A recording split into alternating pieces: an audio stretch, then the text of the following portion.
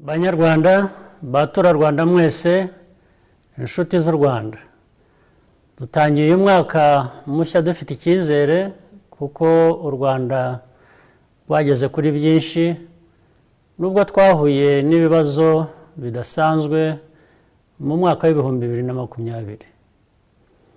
Ibi bivuze ko dushobora gukora n'ibirenze igihe iki cyorezo kizaba kitagihari. Isomo twakuye muri uyu mwaka ushize nuko iyo twitwaye neza tugashyira hamwe nta cyaduhungabanya. Twese tugomba gukomeza kuba maso mu mezi ari imbere igihe urukingo rwa COVID rutaratugeraho.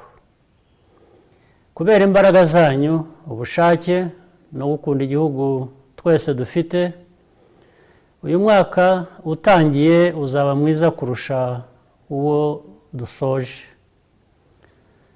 Twirinde rero buri wese yite ku bandi.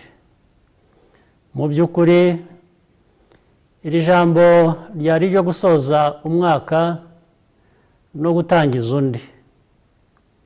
Naho ibindi twabivuze ubwo nabagezagaho uko igihugu gihagaze.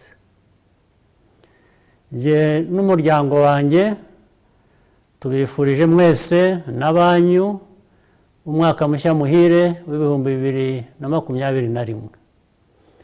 Uzababere uw'uburumbuke. Mugire umugisha w'Imana.